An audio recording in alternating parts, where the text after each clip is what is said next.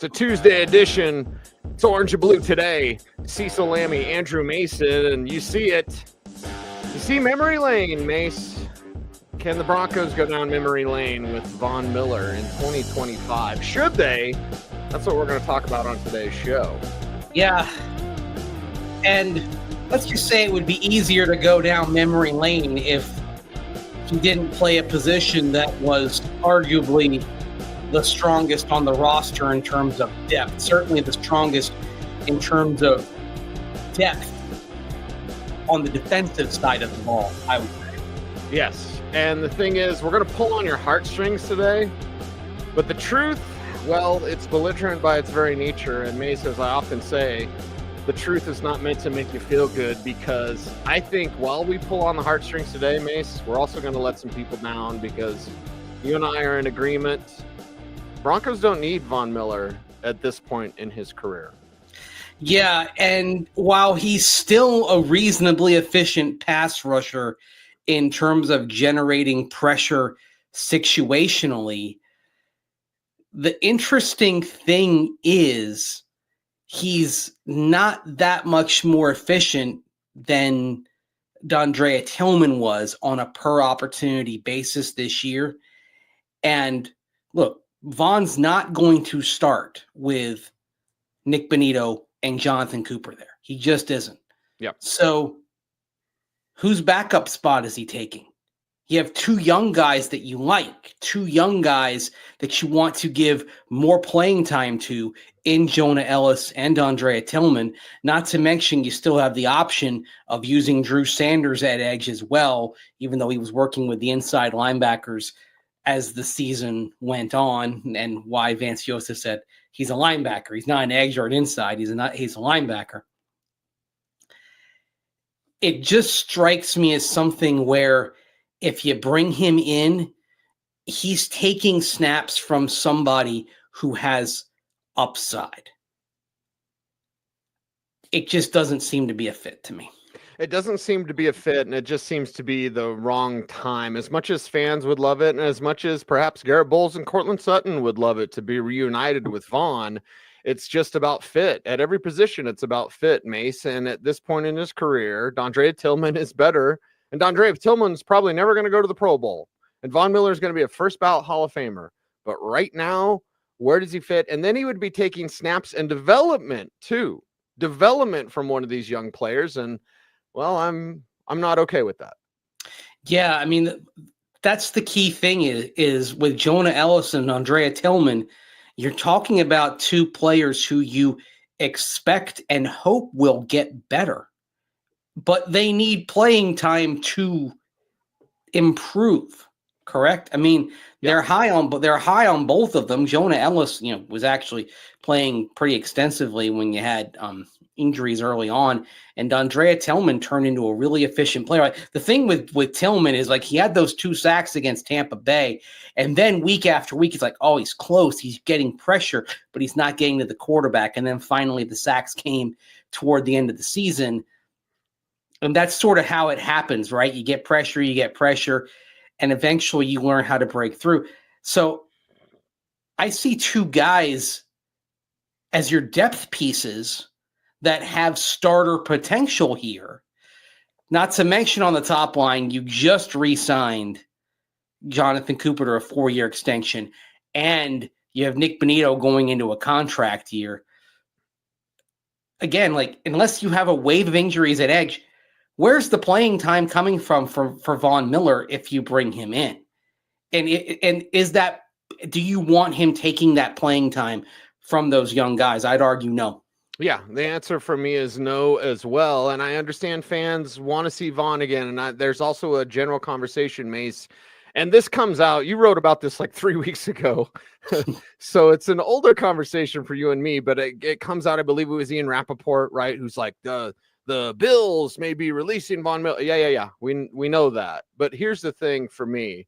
And fans say you want him as a veteran leader, right? Well, Zach Allen is a veteran leader. Jonathan Cooper is now a veteran leader. Nick Bonitto is becoming a leader. And you and I were around Von for years and years and years, and we love him. But was he a leader? That was always the question, like, why can't Vaughn be more of a leader? He's just kind of happy, fun Vaughn. That's who he is. I don't think he's a leader. We can bring up, if you want, his suspension. Like, do you want him leading in that way? I don't think the answer is yes there. But when fans say, okay, I know he's not the same, but the veteran leadership, Vaughn's never been a leader, and we've always been okay with that. At this point, you're not bringing him back for leadership. You're bringing him back because I think we were talking about it even before the show. He used the word heartstrings. It's actually, I think actually the better term is fan service. Yeah, we're not writing an adventures movie, but it's fan service. Yeah. And what is the biggest critique of fan service? It's lazy, right? Yeah. You're just, it's just designed to kind of push a button and make you feel good about the franchise, like what you're following. But it's not necessarily the best move. It doesn't advance the narrative forward. That's the thing. Yes. Do the Broncos want to go forward or do they want to go backward? It's been nearly a decade since Super Bowl 50. In fact, at this time next year, it will have been a decade. Yes. And that team isn't walking through that door. And if they do, they're not going to be ready to play. If that team walked through that door and played a game, most of those guys, nearly all those guys are retired from playing now. They'd get destroyed. You could put them against the Titans and they get beat. Yeah. I mean, that's how things move in the NFL. It moves fast. Mm-hmm. Yep. It absolutely moves fast. Now, the thing about Von Miller, he has, again, there is one thing he did well this year. He generated pressure. He had one of the highest pressure rates in the NFL, 17.9%. But in terms of getting to the quarterback, actually hitting him or sacking him, just contact on the quarterback, his rate was 1 every 24.3 pass rush snaps. That's below Benito and that's below Tillman in terms of the rate of actually getting to the quarterback. Right. And that's Dondrea Tillman exhausted because he played 2 seasons last year playing with the Birmingham Stallions before going through offseason work and training camp with the Broncos and then playing the entire season. Despite that fatigue that he had, how many games did he play for Birmingham? Like 12? Something like that, yeah. Yeah, and then you get a few weeks and then you get training camp, preseason, regular season. So despite that, he had a better hit rate on the opposing quarterback than Von Miller did. So what can he do with more time? What can he do with a greater opportunity? Yeah. What can he do with more experience? You're going to get experience on the field. This is Dondrea Tillman exhausted, and this is Dondrea Tillman also not yet knowing what he can do. Yeah. With that length, he's got length and burst. Like, we love Vaughn. We appreciate Vaughn. We know Vaughn. Like, that's all in the past in football and in life, Mace. You got to look ahead because you're not going that way. Yeah, basically. And here's the thing. Like, let's say you could get him for unbelievably cheap. Sure. Let's say you get him on the Russell Wilson contract, right? About $1 million. Okay, that's fine. Is that a bargain? Yes. But then he's basically he's an insurance policy. It sort of becomes like the Jerry Rice thing back in 2005. Now, I think Vaughn has more left in the tank right now than Jerry Rice did when he came to the Broncos. He's younger. Rice was on the other side of 40 as a wide receiver. But do you, again, going back to the whole thing of saying, do you want him taking snaps from a younger player who has upside? Do you want him taking Jonah Ellis's snaps? No. Do you want him taking Dondrea Tillman's snaps? No.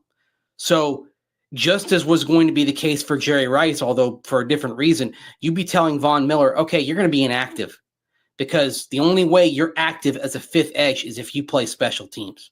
And I don't think Von's going out there on punt pro. No. So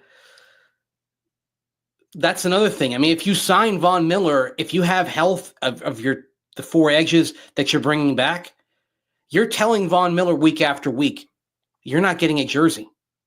Is that something you really want to do? Is that something Von Miller can handle? Right. I mean, he does. Now, granted, he does kind of, say, I'm a Bronco for life, this and that. So maybe he could.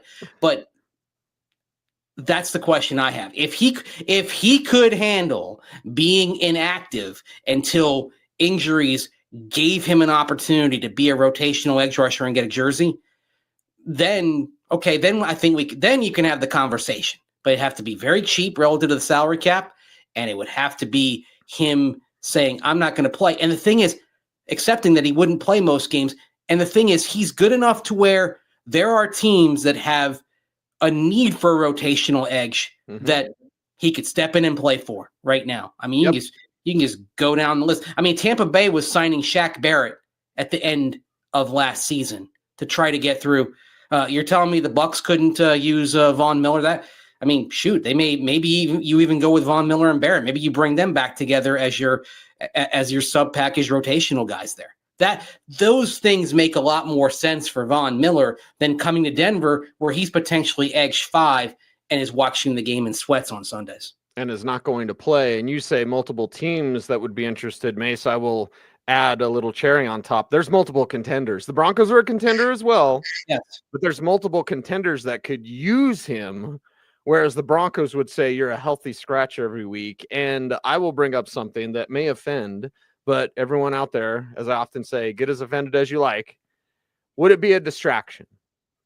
Is that silly of me to suggest? Like Von Miller being a healthy scratch, would it be somewhat of a distraction? Because, of course, what we'd hear on Twitter.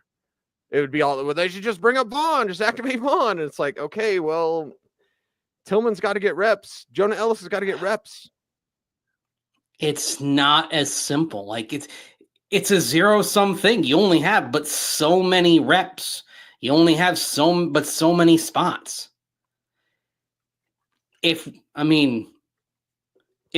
someone of Von Miller's skill and resume played inside linebacker, I'd say, hey, sign him up. Yep. Safety, probably say the same thing. Tight end. There are positions where you do that. Edge just happens to be one of those spots where the Broncos are relatively blessed with talent and depth, and specifically young talent. I mean, think about that. Your top 4 guys, 3 of them are first contract guys. 2 of them were rookies / first-year players last year and made very good acquittals of themselves. Yeah. So I'm not saying stacked, but you're kind of stacked at the edge position. And you can't say that at other positions on either side of the ball. So it's no for me, dog. I mean, I'll say this, like if he came to Sean Payton and Sean had the conversation with him, do you think Sean might try to steer him to Detroit? Perhaps. Yeah. To his buddy, Dan Campbell. Yeah. I mean, clearly there's clearly a Denver-Detroit, connection. If anything, the Denver-Detroit and Denver-New York Jets connections might be stronger than the Denver-New Orleans connection going forward, since you have former Sean Payton assistants with the Jets and Lions guiding them, and New Orleans is going in a different direction with Kellen Moore now as their head coach. Yeah. Yeah, and with all the Broncos executives around the league, there's a lot of spots where Vaughn could wind up in and play and be a part of a rotation for a team. No longer a starter, but an important part of a rotation. He'd play in Detroit as a rotational guy. Oh, for sure. For sure. Absolutely. Yeah. I mean, you can go down the list. He'd play in Minnesota as a rotational guy. He'd play. I mentioned Tampa Bay. Washington. Play in Washington. I mean, there are going, and the thing is, as you start saying, okay, there are more teams here, and because he'd have more value to them, then the price would probably go above that. Like I'm talking, if the Broncos bring him in, like I said, it's the Russell Wilson deal. It's a minimum, basically. There's probably at least one of those contenders out there that would offer him what, 10 mil for 1 year, 8 mil for 1 year, something like that, somewhere in that range. To be what about reverse DeMarcus Ware? We've always thought, at least I'll speak for you. What about going to Dallas? He's from there. I mean, it's where he's from. Yeah. That would be interesting. I mean, there's rumors out there that they'll move on, and they're trying to get Myles Garrett. Now, those are just rumors, and trust me, there's a zillion out there. But you add Myles Garrett to keep Micah Parsons happy, and then you add Von Miller. the Cowboys are always rumored with every big name that's out there. It's just, of course, it's their thing. It's, they're not about sound team building. They're about shiny objects. There's a reason why they haven't even made a conference championship game in 29 years and counting. It's because I've referred to shiny object syndrome, something that I see at this time of year. Oh, let's go get that guy. Let's go get that guy. I mean, the Cowboys have been afflicted with shiny object syndrome for nearly 30 years. Are people talking about us? That's all they want. Yes. Huh. Yeah. It's not about wins. It's just talk about us. I mean. Attention. It's not about wins. It's, people can take a tour of the facility and see players while they're lifting weights. Forget about wins. They can come watch us lift weights. Yeah. Gosh, Cowboys are such a stupid organization. Andrew Mason, truth telling today on Orange and Blue today. Before we're out of here, we got about a few minutes left here. You want to do the Taysom Hill thing today or tomorrow on our tight end centric show? Because that's another one of the hot ones. Yeah, we'll dive into it more, but I am a little, because it's a conversation with other tight ends on the market. Yes. I think this is also kind of based on what your roster is, what your needs are. The Broncos could get Taysom Hill some viable snaps, and in a specific role he could help. I mean, this is where the conversation to me comes down to what's his cap figure, but Taysom Hill in a specific role, not as the solution to everything you're looking at with a joker, but someone else who's just in there. Taysom Hill, I'd say go get him if the price is right. If you can get him for like $6 million 1 year, done. Okay. We'll argue because he's still pretty useful. Yes, we'll argue about that. I'm okay with that. But again, the state of your roster and the players you have, it matters here. The Bronco, if we're talking about Taysom Hill being a joker type of tight end and inside target, well, you know what? He does something that the Broncos don't do well right now, that they don't have. They don't have someone for that role. Now, I don't want that to prevent them from developing the next type of player like that. If he's part of it, like if you're saying, okay, he's the guy we're bringing in, but if we draft Devin Neal round 3, round 4, round 5, and he's ready, then Devin Neal's taking those snaps if it's coming from running back. Or if we draft Elijah Arroyo in round 2 and he's ready to play, well, then Arroyo's taking those snaps. He's to me, he's your security blanket if you bring in Taysom Hill. Yes, and there's a Saints tight end I would prefer over Taysom Hill. And can you have too many Saints? These are all the topics for tomorrow's show. We could talk so much, Mace. Well, I'm sitting here doing this show in Wisconsin. There's a former Saints/Wisconsin Badger, Zach Bond, who at linebacker would fit the bill too. Yes, I believe it was ESPN that said the best fits for Zach Bond, and they chose Denver. No, I agree. No. ESPN had Nick Bolton for that. That was you can read about that at denversports.com. They went with Nick Bolton, not Zach Bond. I believe they had Zach Bond going back to Philly. It makes sense. Yeah, it makes sense. I would applaud either move. But Sean Payton had Zach Bond in New Orleans a few years ago. So I've got Charlotte nodding her head here. She picked up on the Wisconsin thing. Okay, Wisconsin. Ding, ding, ding, ding. She's got to have her big hat on. Need that big Super Bowl hat. Wait, you want to go get it real quick? Yes. It's in a very prominent spot in her room. Okay, well, yeah, it should be. It's a big hat. Yes. And your new background people are likely enjoying on today's program or unveiling it, It's in the process. It's going to be a bit more robust. I'll just give a tease here. There was something I ordered and I bid on and successfully won off of eBay just last night. And so hopefully I don't know if it'll be here before the end of this week, before I go to the combine, but Yes, there are some things coming. All right, big hat. Big hat. Big hat time. Yeah. It's too big. Wow. Takes up the whole camera. It's a big hat. That's an awesome hat, Charlotte. That's amazing. It is. Thank you. Yes. Amazing.